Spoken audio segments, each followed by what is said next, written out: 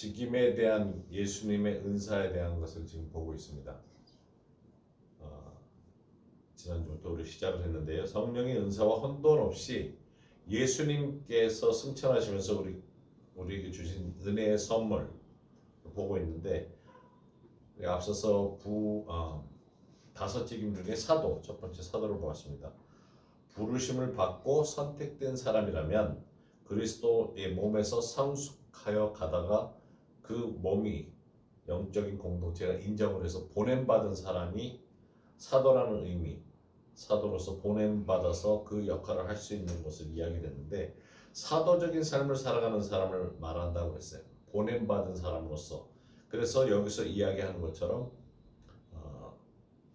우리가 이야기하는 내용은 이런 사도 바울과 같은 그런 사도, 예수님의 제자, 그런 내용과는 조금 차이가 있는 것으로 제가 설명을 하고 있는데, 사도적인 성격을 가진 사람이라고 설명을 하는 게 더 나을 수 있습니다. 혼돈을 피하기 위해서. 그래서 오늘은 선지자에 대해서 보도록 할 겁니다. 그래서 에베소서 4장 11절과 12절 말씀을 함께 읽도록 하십시다. 그가 어떤 사람은 사도로, 어떤 사람은 선지자로, 어떤 사람은 복음 전하는 자로, 어떤 사람은 목사와 교사로 삼으셨으니, 이는 성도를 온전하게 하여 봉사의 일을 하게 하며 그리스도의 몸을 세우려 하심이라.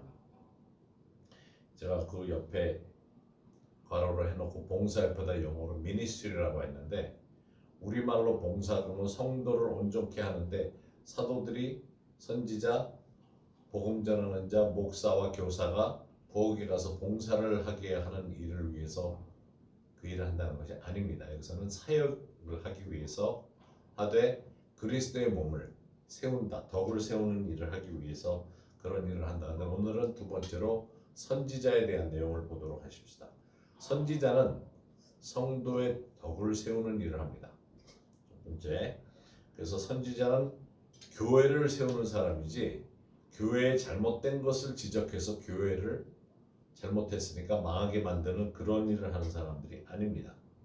깨트리는 것이 아니고, 실제로 선지자는 많은 사람들에게 덕이 되는 일을 해야 되는데, 실제 교회 안에 덕이 아니라 교회를 깨트리는 일을 하는 것이 선지자, 잘못을 지적하는 것이 선지자라고 착각하는 사람들이 있어요.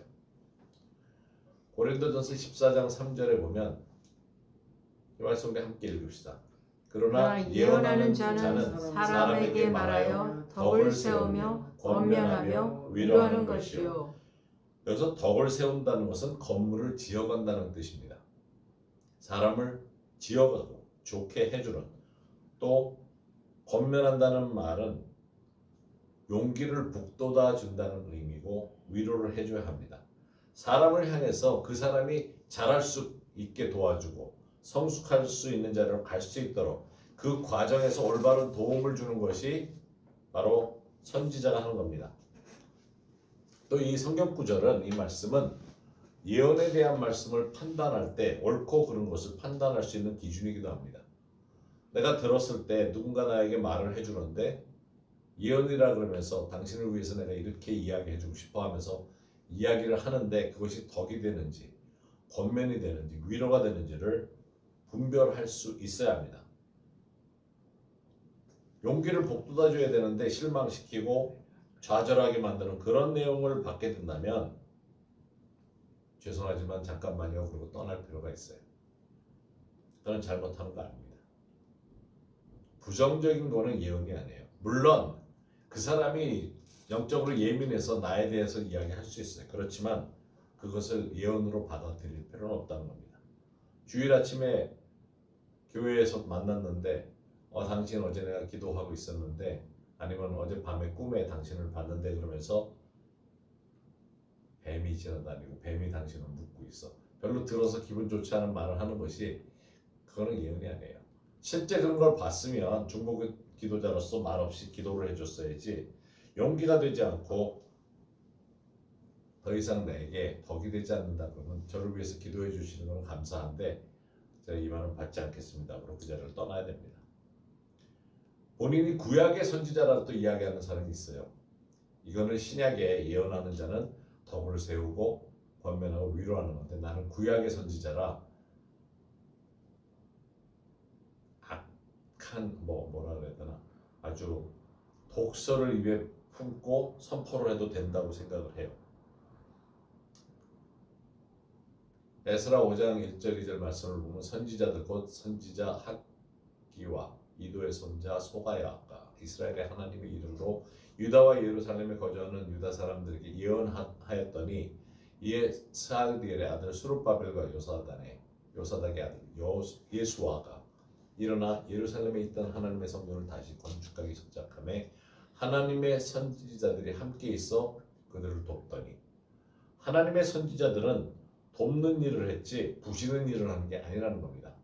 또 예레미야서 1장 5절에 보면 내가 너를 모태에 짓기 전에 너를 알았고 여기서 알았다는 의미는 선택했다는 의미고 내가 배에서 나오기 전에 너를 여기서 성별하였다는 말은 성화해서 따로 세웠다는 말이고 너를 여러 나라의 선지자로 세웠노라 하시기로 하면서 예레미야를 어떻게 부르셨는지에 대한 내용이 나옵니다. 그러면서 하나님께서 선지자를 선택하시고 성화시켜서 따로 세우시고 기름 부으셔서 만드신다는 거죠. 왜? 사역을 위해서. 저를 그렇게 해서 선별하셨는데 예레미야서 1장 9절과 10절에 보면 여호와께서 그의 손을 내밀어 내 입에 대시며 여호와께서 내게 이르시되 보라 내가 내 말을 내 입에 두었노라. 보라 내가 오늘 너를 여러 나라와 여러 왕국 위에 세워 내가 그것들을 뽑고 파괴하며 파멸하고 넘어뜨리며 건설하고 심게 하였느니라 하시니라. 무엇을 위해서 선지자가 세워졌는지를 말씀하고 있어요. 근데 이 말씀을 잘못 이해를 하면 많은 사람들이 나는 구약의 선지자라 생각을 해요. 이야기를 합니다. 왜냐하면 뽑고 파괴하며 파멸하고 넘어뜨린다고. 교회에서 이 일을 나는 감당하는 사람이라고. 근데 건설하고 심게 하는 건 안 해요. 이 내용을 이해를 못하니까. 여기서 뽑고 파괴하고 파멸하고 넘어뜨리는 것은 대적의 왕국입니다. 마귀, 사탄을 향해서 뽑고 파괴하고 파멸하고 넘어뜨리는 일을 하고 그리스도의 몸은 건설하고 심는 일을 하는 겁니다. 이거를 제대로 분석하고 이해를 못하니까 성경을 이해를 못하니까 이 말 보고는 뽑고 파괴하며 파멸하고 넘어뜨리는 것을 교회 안에서 한다 그래요. 밖에서 해야 돼. 밖에서. 대적을 향해서. 어둠의 나라의 빛, 어둠의 나라를 향해서는 일을 행하고 빛의 나라를 향해서는 건설하고 심는 일을 해야 됩니다. 확실히 이해를 해야 구약의 선지자가 어떻게 하는지를 알 수 있어요. 만약 구약의 선지자가 된다고 한다면 진짜 중보를 하는 선지자가 되기를 원한다면 1년 180일을 한쪽으로 누워서 기도를 하다가 또 180일을 반대편으로 누워서 기도하는 예레미야나 선지자처럼 진짜 애통의 중보를 하는 선지자가 되어야 된다는 겁니다. 중보할 수 있어야 돼요. 그래서 하나님은 절대로 선지자라는 이름으로 예언을 한다는 이름으로 교회를 찢거나 깨뜨리지 않습니다. 그러는 사람, 교회를 향해서 그렇게 쓰임받겠다고 하고 나온 잘못을 지적하는 사람은 사탄의 도구로 쓰임받는 사람들이지 하나님이 보내지 않은 거짓 선지자라고 해도 과언이 아니에요. 하나님은 건설하고 심는 일을 하십니다. 근데 우리가 우리 주위에 사랑하는 사람을 향해서 잘못 가고 있는 그 영혼을 향해서 잘못 가는 것을 지적할 수 있어요. 우리 자녀를 향해서 올바른 이야기를 해주기 위해서 아니면 친구로서 부모로서 충분히 잘못을 지적하는 일을 할 수 있어요. 그게 용납이 되는 이유가 뭡니까? 사랑 때문에. 사랑으로는 할 수 있지만 그렇지 않으면 안 되는 거죠. 영어에 보면 encourage, 용기를 준다는 encourage라는 단어가 있는데 그게 두 개 합성한데 in하고 courage입니다. courage는 용기예요. 격려라는 단어로 우리가 번역을 하는데 courage는 용기고 in은 안에다 넣어준다는 거예요. 용기를 넣어주는 것이 격려고 실망시킨다는 단어는 discourage인데 용기를 안에서부터 빼간다는 의미입니다. 그래서 누군가의 대화에서 마음의 용기가 담아지면 격려를 받는 거죠. 근데 말을 듣는데 내 안에서 뭐가 빠진 것 같고 기분이 상하고 실망하고 그렇게 된다는 것은 선지자의 예언을 통해서 나온다면 그거는 거짓 선지자라고 해도 틀리지 않아요. 들을 필요가 없어요. 그래서 우리가 행복한 기도 사역을 하면서 고린도전서 14장 3절의 말씀을 가지고 늘 기도를 합니다. 늘 긍정적인 것, 덕이 되고 고면이 되고 위로가 되는 것을 그렇게 하려고 합니다. 그래서 유럽에서도 일본에서도 여러 군데 가서 어디서든지 하려고 하는데 그 이유가 성경대로 하기 때문에, 성경이기 때문에. 그래서 우리는 선지자로서 사람들을 격려해주고 성도들을 세워주고 덕을 세워주는 일을 하기 위해서 그 일을 하는 겁니다. 두 번째, 선지자는 성도를 준비시키는 일을 하는 겁니다. 다섯 직임이 사실은 똑같이 앞서도 말씀드렸지만 사역을 위해서 성도를 준비시켜주고 특히 그들이 무장할 수 있게 쓸 수 있는 도구를 주는 것이 훈련시켜주는 일을 하는 것이 주 일입니다. 그런데 선지자는 그럼 어떤 일을 해야 됩니까? 질문한다면 예언 사역이라고 말할 수 있어요.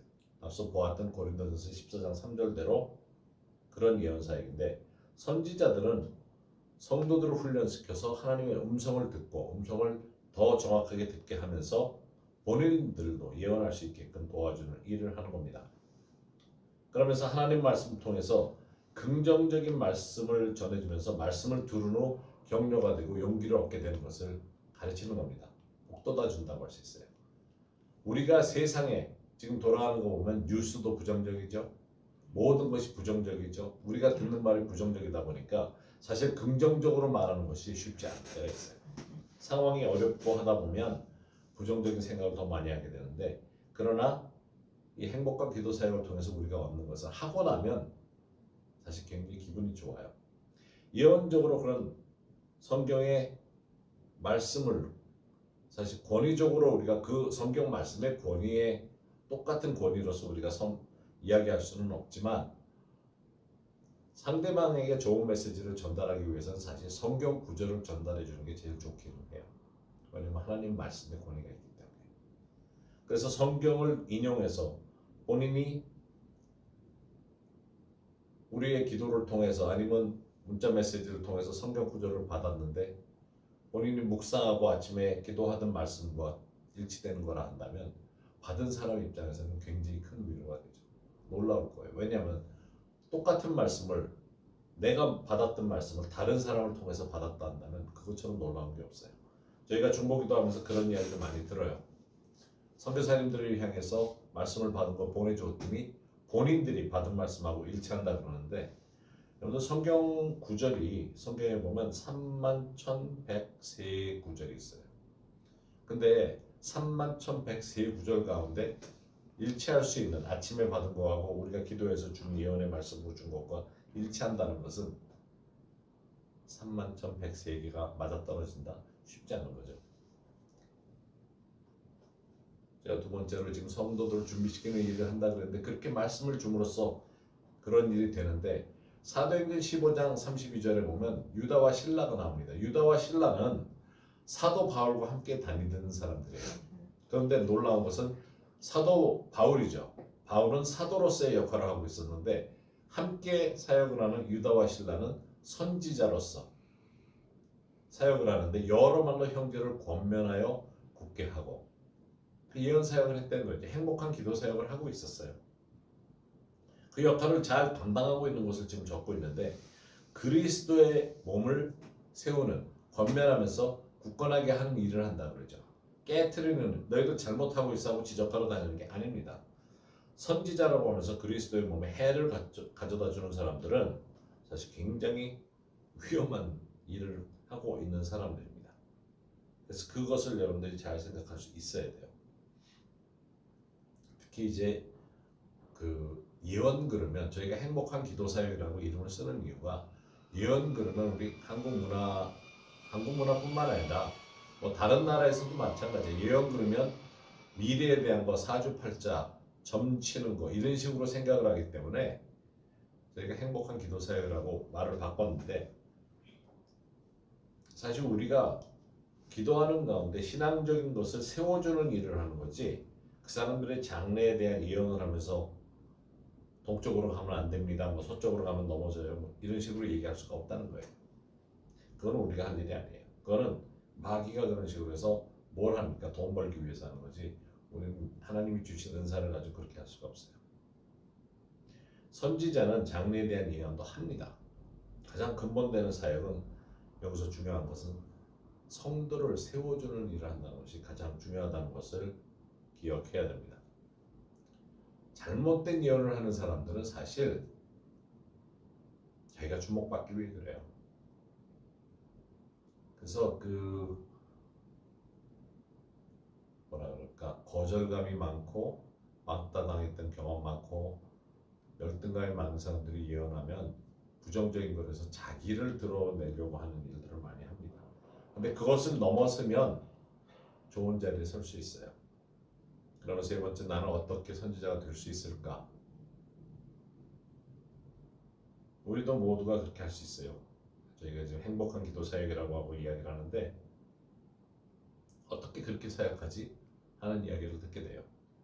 격려를 해주면서 기도 사역을 할 수 있는 사람이 된다는 것은 예수님이 주신 선지자라는 은사를 주신 것이기 때문에 주님 앞에서 시간을 드리고 시간을 보내면서 훈련을 받고 준비되는 과정 속에 있기 원하는 마음을 가지고 있으면 그 과정으로 갈 수 있어요. 바울이 고린도전서 14장 31절에 너희는 다 모든 사람으로 배우게 하고 모든 사람으로 권면을 받게 하기 위하여 하나씩 하나씩 예언할 수 있느니라. 그래서 우리가 행복한 기도 사역할 때 여러 명이 한 사람을 위해서 기도를 해줘요. 그러면서 돌아가면서 한 사람씩 해요. 차례차례. 그런데 재밌는 것은 권면을 해주죠. 권면을 해주고 좋은 말을 계속 해주다 보니까 그 과정 중에 배워요. 왜냐하면 내가 하나님 앞에서 듣고 깨달은 것을 전해주려고 그러는데 앞서서 다른 사람이 그 이야기를 해요. 그러면 내가 받은 게 확실하죠. 똑같은 말을 두 번 할 필요는 없지만, 그래서 함께 배우면서 사역에 동참할 수 있다는 게 중요하고, 또 덕이 되고 격려가 되고 위로가 되니까 그 결과 사역을 마칠 때쯤 되면 마치고 나선 굉장히 행복해요. 기분이 좋죠. 그리고 우리가 뭔가 한 것 같고 또 함께 동의하면서 했기 때문에 받는 사람도 하나님의 은혜 가운데 깊이 들어가는 것을 볼 수가 있어요. 예수님께서 승천하시면서 주신 예수님의 은사 중에 두 번째라는 걸 기억하시면서 그리스도의 몸에서 어떻게 쓰임을 받을지를 생각을 해보실 필요가 있어요. 그리스도의 몸을 세우고 격려하고 용기를 북돋아주는 사역을 모두가 감당할 수 있게 되는 겁니다. 네 번째 보고자 하는 것은 선지자가 되는 과정에 대한 내용인데, 사도행전 21장에 세 가지 단계가 나옵니다. 21장 한 장에, 그래서 그 말씀을 보면 첫 번째가 영감의 단계. 사도행전 21장 4절에 보면 제자들을 찾아 거기서 이래를 머물더니 그 제자들이 성령의 감동으로 바울더러 예루살렘에 들어가지 말라 하더라. 예루살렘에 들어가지 말라고 합니다. 여기 보면 제자들이 성령의 감동으로 내용을 받아요. 그런데 여기서 실수하는 것은 바울에게 이래라 저래라 하는 겁니다. 물론 바울이 예루살렘 가면 어려운 일을 겪게 될 것이라는 것을 알았을 수도 있어요. 그렇지만 바울이 선택할 수 있게끔 놔둬야 되는 부분이 있어요. 그런데 아직 성숙하지 못한 단계에서는 그것을 메시지로 전달을 하려고 많이들 그래요. 근데 중요한 것은 있는 그대로 이야기하는 것이 중요합니다. 조금 영감으로 모든 걸 받는 것을 가지고 하다 보면 잘못하면 사람들에게 이래라 저래라 해요. 그런데 또 성숙지 못한 사람은 그 사람들의 말을 들어요. 근데 중요한 것은 우리가 그런 것을 피해야 된다는 겁니다. 실제로 이 사람들이 그렇게 기도할 때 성령의 감동으로 예루살렘에 가게 되면 어려움이 있을 것이라는 것에 대한 것을 인지했을 수 있어요. 그럴지라도 사실은 사도 바울한테 우리가 기도하고 지금 느끼는 것은 예루살렘 가면 어려움이 있을 겁니다 하는 이야기를 했었어도 돼요. 그것만. 두 번째, 예언하는 자라 인정받는 단계입니다. 우리가 이제 예언 사역을 한다 그러고 행복한 기도 사역, 하나님의 음성을 듣고 중보하다가 점점 사역자로 변신해 가다 보면 주위에 인정을 받으려고 노력하는 사람들이 있어요. 근데 인정을 받는 것이 누구한테 어디서 인정받아야 되느냐 하는 걸 생각해 볼 필요가 있어요. 그거는 주님으로부터 인정을 받아야 되는데 그 인정받는 것이 마음에 평강이 있어서 인정을 받기 시작을 하면 좋은데 그렇지 못할 경우에 주위에 있는 사람들한테서 인정받기 위해서 잘못된 쪽으로 갈 수 있는데 여기서 중요한 것은